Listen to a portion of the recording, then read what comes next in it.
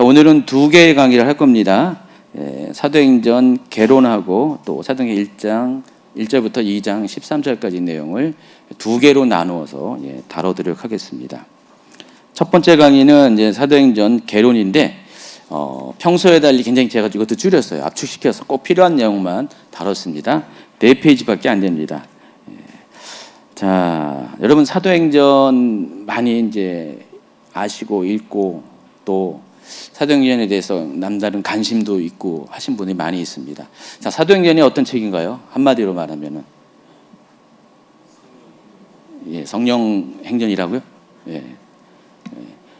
사도행전이라는 단어 자체가 사도행전이라는 단어는 우리 번역이 그런데 이제 영어는 그냥 액츠라고 해가지고 행전이라고 하죠. 근데 거기 뒤에 딸린 게 있어요. 사도들의 행전 해가지고 이제 사도행전이라고 부르는데 사도들의 행적을 기록한 게 사도행전이죠. 자, 근데 우리 전선의 말씀처럼 그 모든 사도들의 행적을 이끄신 분이 누구십니까?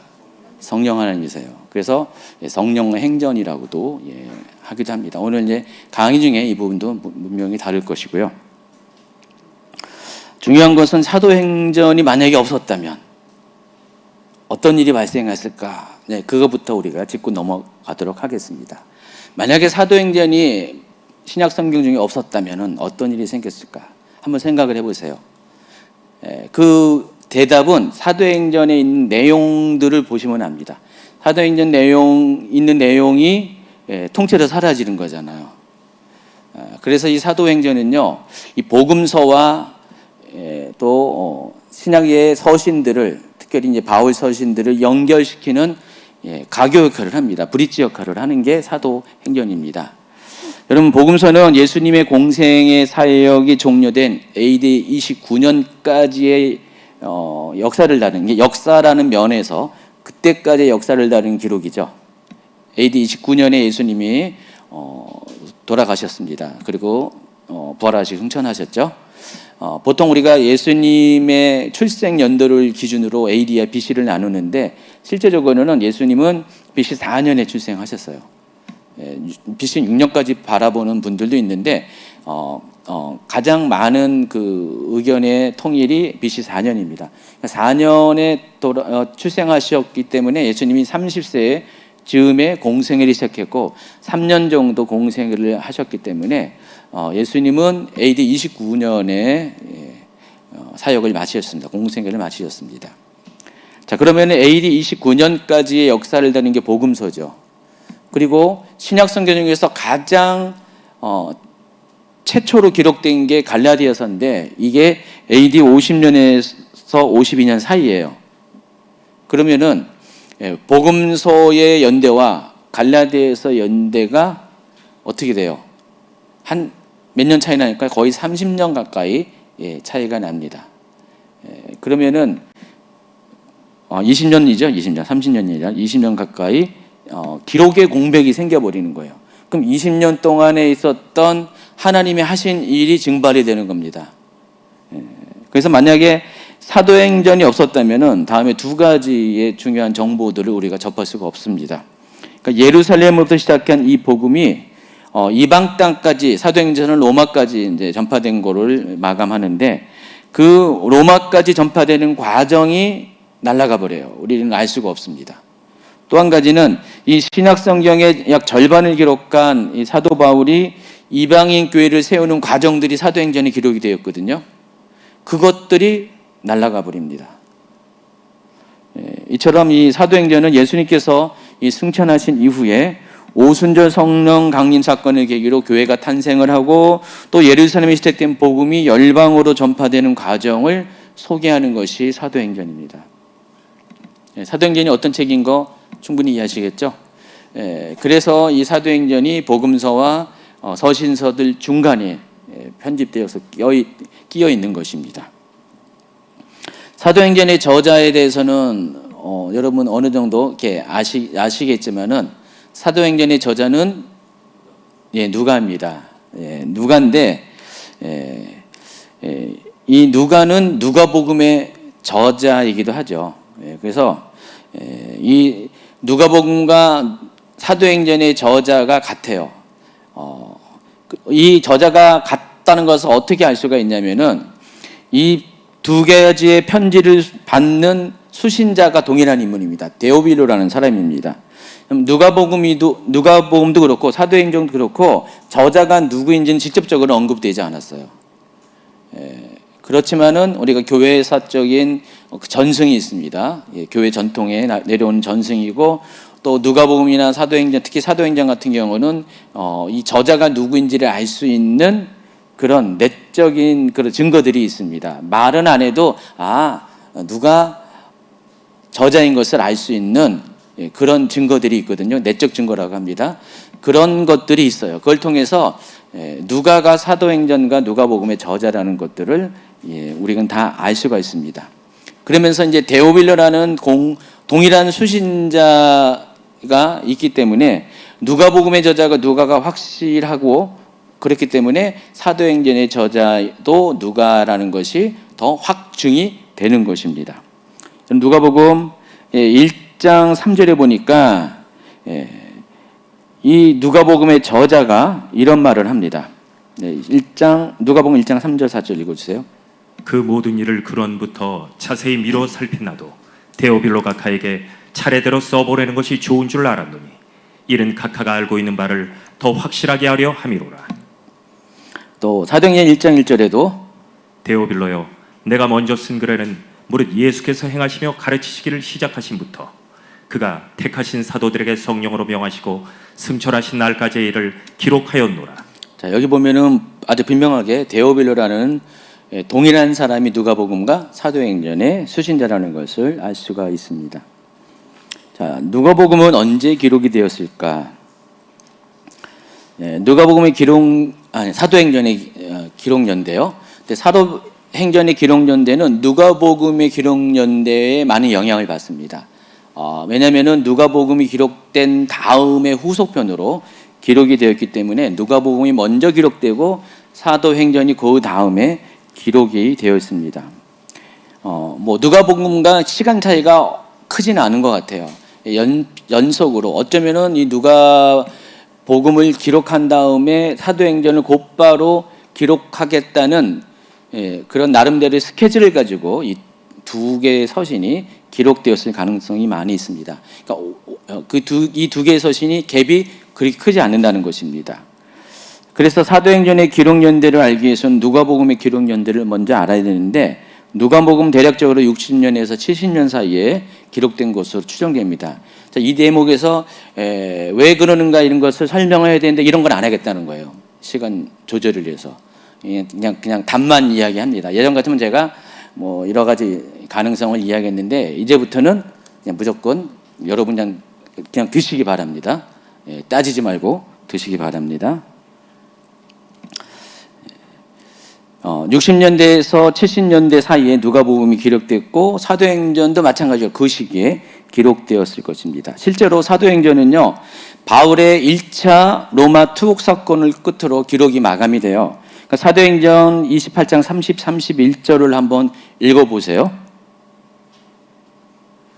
바울이 온 이태를 자기 새 집에 머물면서 자기에게 오는 사람을 다 영접하고 하나님의 나라를 전파하며 주 예수 그리스도에 관한 모든 것을 담대하게 거침없이 가르치더라. 이게 사도행전의 마지막 결론 부분이에요. 근데 여기 보니까 사도 바울이 2년 동안 자기 셋집에 머물면서 자기의 오는 사람들을 영접하고 하나님 나라를 전파했다라고 끝나고 있습니다. 이게 이제 그 앞에 내용과 이렇게 쭉 이렇게 연결해서 보면은 사도 바울이 그 제자들의 만류에도 불구하고 예언자가 또 사도 바울이 그 잡히는 것을 이제 보기도 했잖아요. 하나님이 미리 보여줘서 경고까지 헤매도 불구하고 사도 바울은 예루살렘을 향해 나아갑니다. 그리고 거기서 잡히게 되죠. 그리고 가이사랴에, 당시 이제 예루살렘은 총독이 거주하지 않았고요. 예루살렘 경비대만 안티오니오 요새에서 수백 명의 한 1000명 가량의 경비대만 있었고, 그 유대를 통치하는 총독은 가이사랴에 있었습니다. 지중해 해변에 가이사랴에 있었는데, 그 가이사랴의 총독이 거하는 그 그곳에서 한 2년 동안을 사도 바울은 감옥에 갇혀 있었습니다. 그리고 나서 이제 로마 황제에게 자신의 무고를 이렇게 증명하기 위해서 배를 타고 가게 되죠. 예. 그 시기가 있었습니다. 그리고 마침내 로마에 도착해가지고 2년 동안을 셋집에 머물렀다 그랬습니다. 여러분, 분명히 로마의 감옥에 가기 위해서 재판받기 위해서 끌려간 사람이 무슨 셋집에 있냐라고 생각하는데, 사도 바울 같은 경우는요, 이 당시에 사도 바울은 그 죄의 경중을 따진다면은 굉장히 경한 경범죄에 해당합니다. 근데 경범죄이기 때문에 사도 바울은 굳이 황제의 무슨 재판을 받을 필요가 없었어요. 총독의 권한에서 풀려줄 수도 있었는데, 사도 바울이 로마 황제에게 자기는 그 판결을 받겠다고 스스로 신청을 했기 때문에 어쩔 수 없이 로마로 가게 된 거예요. 그러니까 중범죄가 아니기 때문에 이런 경우는 로마에서는요, 감옥에 두지 않고 그 재판을 기다리는 사람이 사비로 밖에다가 집을 얻습니다. 아니면 뭐 지인의 집이 있겠죠. 집을 얻어서 거기서 연금 상태로 있게 됩니다. 바깥에는 나가지 못하고 안에서는 자유롭게 있고 또 방문자들도 자유롭게 들어올 수 있는 그런 시스템을 갖고 있어요. 중범죄 같은 경우는 반드시 감옥에 들어가게 되지만은 경범죄인 경우는 그렇다는 것입니다. 지금 이 1차 투옥 당시만 해도 사도 바울은 이렇게 로마 입장에서는 중범죄가 아니었거든요. 2차 투옥 때는 굉장히 중범죄로 이제 다뤄졌지만은, 그래서 첫 번째 로마 투옥 때는 감옥에 실제로 들어가지 않고 이렇게 바깥에서 셋집에 세를 얻어서 2년 동안의 연금 상태로 있습니다. 바로 그것에 대한 보고예요. 사도행전의 저자인 누가가 사도 바울이 그런 생활하고 있다라는 것을 마지막으로 이렇게 보고를 하고 있습니다. 이때가 AD 61년에서 63년경이고 사도 바울 나이 한 56세에서 58세 경입니다. 그리고 이제 사도 바울의 2차 투옥은 AD 65년 네로 박해가 시작된 이후에 사도 바울은 또 투옥됩니다. 네로 박해가 AD 64년에 시작됐거든요. 로마 대화재가 64년에 일어나고 얼마 후에 그 모든 그 원인을 기독교인에게 뒤집어 씌워서 기독교인 박해가 일어납니다. 그래서 이후에 250년 동안 로마 정부 제국에 의한 기독교 대박해가 10번에 걸쳐서 크게 10번에 일어나는데, 이 첫 번째 박해가 바로 이 네로 박해입니다. 자, 이때에 사도 바울을 비롯해서 베드로, 여러분이 알고 있는 많은 사도들이 고난당하고 대부분의 사도들이 이때 순교를 하죠. 오직 사도 요한만이 살아남습니다. 사도 요한은 두 번째 박해인 도미티스 황제의 7년 뒤의 박해 기간에서도 살아남잖아요. 약 거의 30년 뒤의 일인데 그때도 사도 요한은 살아났습니다. 바로 이 두 번째 투옥이 바로 이때 일어납니다. 그래서 사도 바울은 AD 65년 이후에 감옥에 갇혔고, 이때는 정말로 진짜 감옥에 갇히게 됩니다. 지하 감옥 같은데 갇히게 됐고, 그리고 AD 66년에서 67년 사이에 순교를 하게 됩니다. 또 길게 보는 사람은 68년까지도 보기도 합니다.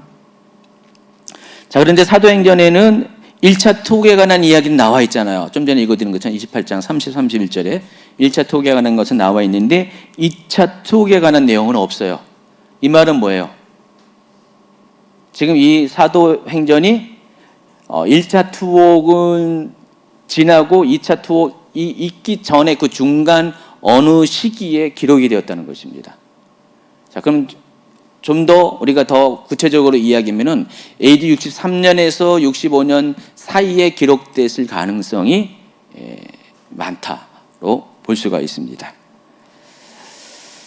자, 그리고 사도행전을 기록한 목적에 대해서 우리가 살펴보면은요, 여러 가지 다양한 이야기를 할 수가 있는데, 우리가 사도행전 기록 목적을 살펴보기 위해서는 누가복음의 기록 목적을 알면은 그와 연관돼서 또 파악할 수가 있습니다. 누가복음 1장 1절부터 4절은 누가복음의 기록 목적을 다음과 같이 소개합니다. 우리 중에 이루어진 사실에 대하여 처음부터 목격자와 말씀에 일군된 자들이 전하여준 그대로 내력을 저술하려고 붓을 든 사람이 많은지라. 그 모든 일을 근원부터 자세히 미루어 살핀 나도 데오빌로 각하에게 차례대로 써보내는 것이 좋은 줄 알았노니 이는 각하가 알고 있는 바를 더 확실하게 하려 함이로라. 여기 있는 이 데오빌로는요, 하나님의 친구 또 하나님을 사랑하는 자라는 뜻을 가진 사람의 이름인데, 내용을 보니까 누가는 데오빌로를 가리켜서 각하라고 불렀어요. 우리도 대통령을 대통령 각하라고 부르잖아요. 총리가 국무총리 각하라고 부르나요? 장관 각하 이렇게는 부르지 않는 것 같아요. 그러니까 우리나라 같은 경우도 대통령도 돼야지 각하라고 부를 수 있어요. 그만큼 한 지역의 통치자를 가리키는 그 호칭이라는 것을 알 수가 있습니다. 실제로 사도행전 후반부에 등장하는 이 벨릭스와 베스도라는 두 명의 총독이 등장합니다. 사도 바울은 벨릭스 총독 때 가이사랴에 투옥됐고 2년 동안을 가이사랴 감옥에 있었는데 그 사이에 총독이 바뀌었어요. 그래서 두 번째 총독인 베스도를 맞이하게 되는데, 자, 이때도 다 사도 바울이 각하라는 표현을 해요. 벨릭스 각하여, 베스도 각하여. 그 정도라면은 이 데오빌로를 누가가 각하라고 불렀다면은 데오빌로 역시 그와 같은 수준의 로마 제국에 있어서 정부의 요직을 갖고 있는, 적어도 총독 수준의 높은 지위를 가진 로마인이었다는 사실을 알 수가 있습니다. 자, 그런데 많은 분들이 이제 이 데오빌로를 누구냐고 했을 때 아마 실명이 아닐 가능성이 거의 99.9%다 이렇게 이야기합니다.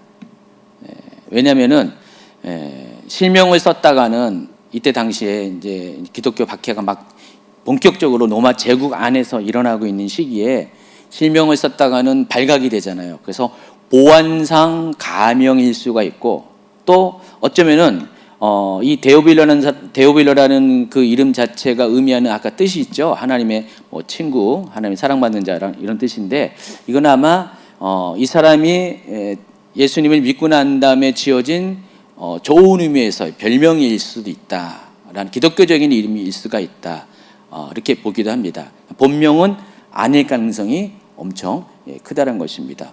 어떤 분은 이 사람의 정체에 대해서 당시 그 네로 황제의 조카가 기독교로 복음을 받아들였거든요. 역사적으로 아마 그 사람일 가능성도 있다, 뭐 그런 식으로 이야기합니다. 사실 저는 몰라요. 데오빌로가 누군지는 모르지만은 다 추정입니다. 그렇지만 중요한 것은 각하라는 호칭을 받을 정도로 로마 정부에 있어서 상당히 고위급에 해당하는 사람이라는 것을 알 수가 있습니다.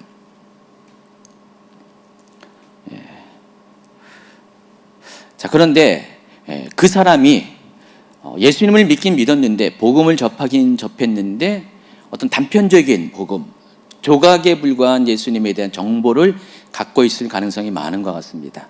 여러분, 이때만 해도 사도행전이 기록될 때만 해도 복음서가 이제 겨우 기록되기 시작한 때였어요. 마가복음이 기록되고 누가복음이 기록되고 이 다음에 이제 마태복음이 기록되는 그때였습니다. 누가복음은 이미 이제 아니죠. 이제 누가복음 자체가 데오빌로에게 주는 거니까 사도행전 전에 누가복음이 아직 기록이 안 됐으니까, 그러니까 이방인들을 대상으로 하는 복음서가 아직 제대로 준비되지 않은 때예요. 그래서 단지 이제 구두로 예수님에 대한 복음만 전해드릴 뿐입니다. 그러니까 체계적으로 글로 정리한 복음의 내용이 없었던 때예요. 그러다 보니까 이 상당히 중요한 영향력을 갖고 있는 데오빌로에게 이 누가의 입장에서는, 누가도 그리스인이잖아요. 이방인이잖아요. 이 데오빌로에게 이렇게 기독교에 대해서, 예수 그리스도의 복음에 대해서 자세하게 구체적으로 진실을 전해야 된다는 그런 마음의 동기와 의미감이 생겼던 것 같습니다. 그런 의미에서 누가복음을 기록한 거예요. 그래서 누가복음에는요, 예수 그리스도의 행적을 쫙 기록을 했고요. 특별히 아주 어린 시절부터 예수 그리스도의 족보부터 시작해서 어린 시절, 물론 누가복음은 이제 마리아의 족보가 나오는데 그 족보부터 시작해가지고 어린 시절 이야기, 다른 복음서에는 없는, 그리고 성장한 후에 사역을 할 때도 거의 다 이방인의 그 눈높이에 맞춘 예수님의 행적에 대해서 쭉 기록을 합니다. 그리고 예수님의 죽으심과 부활하심과 승천까지의 일을 기록을 했습니다. 자, 그런데 좀 더 시간이 지났습니다. 몇십 년의 시간이 흐른 다음에 예수님에 대한 것은 이제 충분히 전달이 됐는데, 그 이후에 교회가 태동이 되고 예루살렘에 성령이 강림하시고, 또 그로 인해서 교회가 태동되고, 또 이방인에게 복음이 전파되는 과정 또한 전해야 된다는 그런 책임감이 생긴 것 같아요. 그래서 누가는 예수 그리스도에 대한 복음을 기록한 누가복음을 먼저 기록하고, 곧바로 그 이후에 일어난 일들을, AD 63년까지의 일들을 기록을 해서 데오빌로에게 또다시 두 번째 편지를 보냈는데, 이게 바로 사도행전이라는 것입니다. 그래서 사도행전은요, 예수님께서 승천하신 후 성령께서 강림하셔서 그 결과 예루살렘 교회가 시작되고 점차 이방인에게도 복음이 전파되어 열방 가운데 교회가 세워지는 역사를 소개하기 위해서 기록한 것이 사도행전이라는 것입니다. 그래서 내용이 다 그런 내용이 사도행전에 나와 있는 것입니다. 자, 사도행전은요, 무엇을 기준으로 하냐에 따라서 두 개의 구성으로 나눌 수가 있고, 또는 세 개로 나눌 수가 있습니다. 그 마음먹기에 따라서 어떤 기준을 가지고 하냐에 따라서 사도행전은 2부 구성이 되어 있고 또 3부 구성이 될 수가 있습니다. 인물로 이렇게 나누면은요, 사도행전은요, 베드로와 바울의 이야기로 나눌 수가 있어요, 크게. 그래서 1장부터 12장까지가 전반부, 베드로와 관련된 이야기가 기록이 되어 있고요. 또 13장부터 28장은 바울에 관한 이야기가 기록이 되어 있습니다. 이렇게 나누는 분도 있어요. 여기에 따라서 이제 좀 또 이렇게 소구분해가지고 쭉 이렇게 내용을 파악하죠. 여러분, 이제 항상 성경을 읽을 때는요, 제가 이번에는 거 안 했잖아요. 전에까지는 다 그걸 세세하게 다 했는데, 이번에 안 했잖아요. 제가 다이어트 합니다. 강의 내용을 다이어트 하는 거니까. 나머지 부분은 어차피 이제 진행하면서 할 거니까. 그래서 여러분, 사도행전은 두 개로 나눌 수가 있다. 전반부, 제1부는 베드로 중심의 이야기, 또 2부는 바울 중심의 이야기고, 그것이 1장 12장 또 13장부터 28장까지 이렇게 나눌 수가 있고, 지리적인 배경에 따라서 세 가지로 나눌 수가 있어요. 예루살렘에서 발생한 일, 그리고 온 유대와 사마리아에서 발생한 일, 그리고 이방 땅에서 발생한 일, 이렇게 세 가지 나눠 있어요. 자, 이것을 이렇게 나누는 분들은 사도행전 1장 8절의 말씀을 근거로 이 얘기를 하고 있습니다. 오직 성령이 너희에게 임하시면 너희가 권능을 받고 예루살렘과 온 유대와 사마리아와 땅 끝까지 이르러 내 증인이 되리라 하시니라. 그래서 실제로 1장 1절부터 8장 1절까지는요, 예루살렘에서 일어난 사건들을 기록을 하고 있습니다. 그리고 8장 2절부터 11장 18절까지는 유대와 사마리아 땅에서 일어난 일이 기록이 되어 있고요. 그 이후로는 이방 땅에서 일어난 일, 사도 바울이 그 소아시아 지역을 선교 여행을 떠나죠. 그리고 최종적으로 로마까지 가서 복음을 전하는데, 그 이야기를 기록한 것이 11장 19절부터 그 이하의 내용입니다. 근데 어떤 분들은 이 로마가 땅끝이, 그런 측면에서 땅끝이라고 이야기하는데, 실은 로마가 땅끝은 아니죠. 로마가 땅끝은 아닌데, 일단은 이 구절을 가지고 이렇게 힌트를 얻어서, 모티브를 얻어서 분류하니까 이걸 땅끝이라고 이야기하는 분도 있는데, 저는 개인적으로 로마가 땅끝은 아닌 것 같습니다. 자, 사도행전의 연대기에 대해서 소개하겠습니다. 사도행전은 결과적으로 AD 29년부터 AD 63년까지 약 30여 년간의 역사 기록입니다. 30년 넘은 기간 동안에 일어난 일을 기록한 것이 사도행전이에요. 아까는 그 갈라디아서를 기준으로 20년 얘기한 거고요. 그러니까 이 사도행전과 복음서를 이렇게 가지고 이야기하면 AD 29년부터 63년까지니까 약 34년 동안에 일어난 역사 기록을 담은 게 사도행전이라는 것을 알 수가 있습니다. 자, 이 기간 동안 일어난 사건들이 거의 대부분 부분적으로 약간 삽입장 형태로 있는 것 빼고는 다 시간 순서로 기록이 되어 있습니다. 주로 이방인 복음 전파의 주역인 사도 바울의 행적과 관련된 사건들이 사도행전의 주를 이루고 있습니다. 그래서 사도행전은 예수님의 사역 시기와 상당히 관련이 있습니다. 왜냐하면 예수님이 6월절 어린 양으로 죽으신 후에 50일 후 오순절날 성령께서 강림하셨죠. 6월절부터 50일째 되는 그날에 오순절날, 칠칠절날, 맥추절날 성령이 강림하셨고 이것이 사도행전의 연대기가 출발하는 겁니다. 사도행전의 역사는 이때부터 출발을 하게 되죠. 그래서 학자들마다 오순절 성령 강림의 시기에 다양한 의견이 있어요. 그 30년에서 33년까지 이렇게 보고 있는데, 그런데 예수님의 탄생이 4년 AD 4년이 아니라 오타입니다. BC 4년으로 보고 십자가 사건을 예수님의 나이 34세인 AD 29년으로 본다면은 오순절 성령 강림 사건도 같은 해인 AD 29년으로 보는 것이 타당합니다. 제가 왜 얘기하냐면 여러분 한번 검색을 해보면요, 성령 강림을 대부분의 자료는 30년, AD 30년으로 이렇게 기록을 하고 있어요. 어떤 데는 31년, 32년, 33년까지 이야기하는 분도 있는데, 근데 제가 아무리 따져봐도 아닌 것 같아요. 왜냐면은 예수님이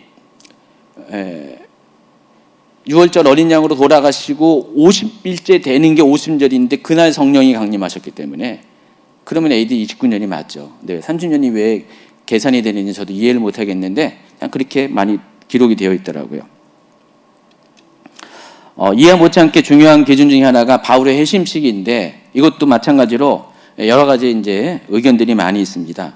짧게는 AD 32년부터 바울이 그때 회심했다.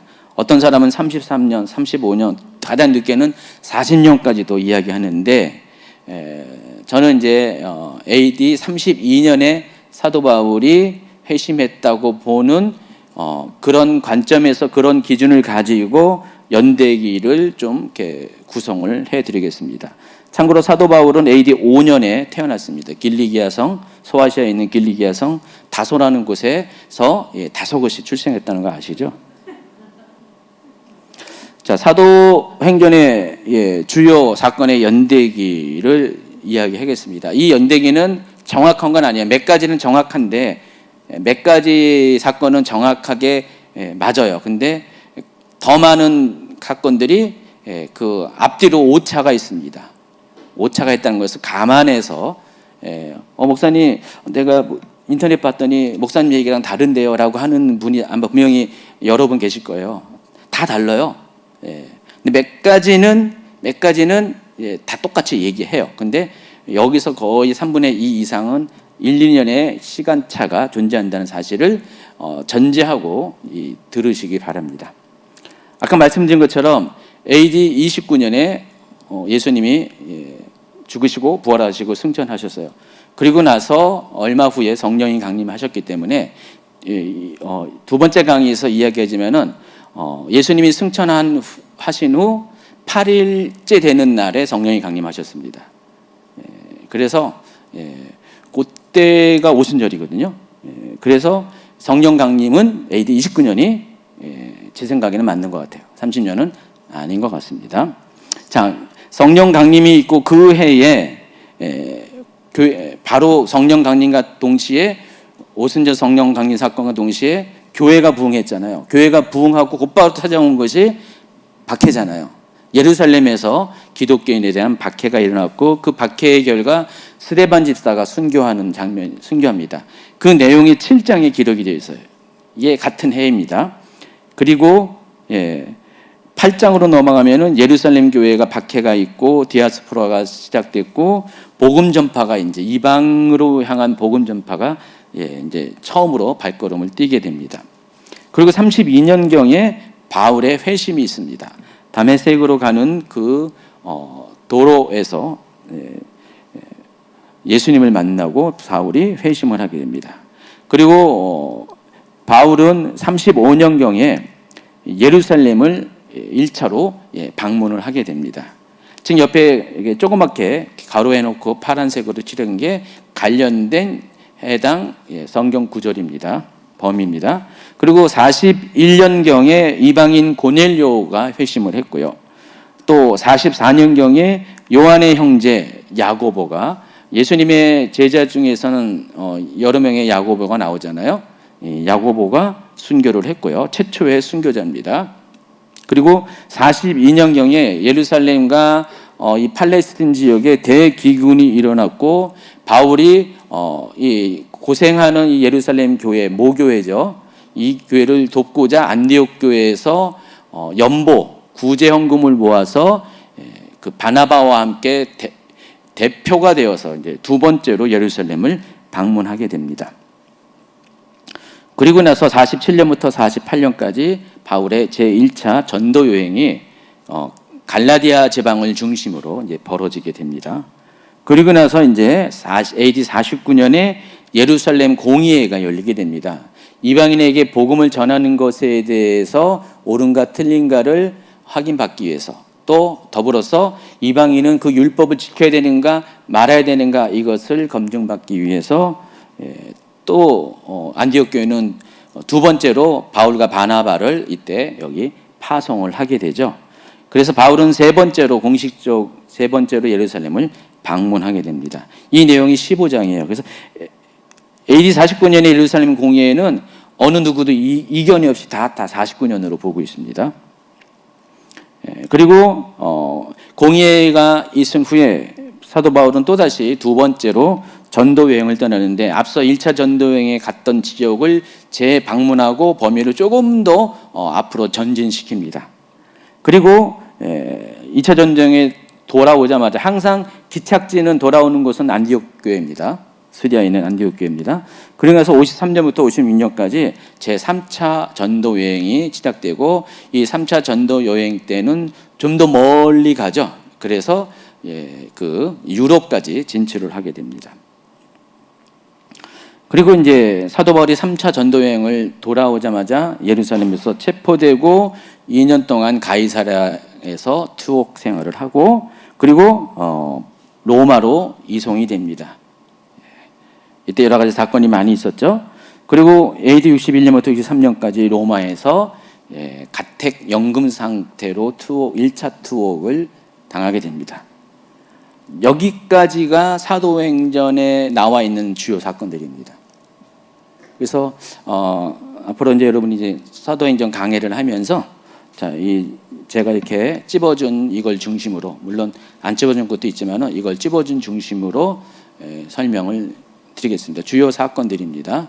그래서 여러분 이렇게 딱딱딱딱 단락을 지어가지고 어떤 큰 사건을 중심으로 머릿속에 그려놓고 사도행전을 이해하는 게 좋아요. 사도행전을 큐티하다 보면은 어떤 부분에서는 재미가 있는데 어떤 부분은 재미가 없을 수가 있어요. 왜냐하면 여행 기록이 상당히 많이 나와 있기 때문에. 사도행전 정도면은 이게 재미없는 건 아닌데, 그래도 이제 큐티를 할 때는 맥을 잡을 수 없는 경우가 좀 종종 있을 것 같습니다. 자, 이럴 때는 넓게 보는 시야가 필요하죠. 넓게 봐서 하나님이 그 가운데서 그 시간대에 어떻게 역사하신가를 여러분 큐티하시기 바랍니다.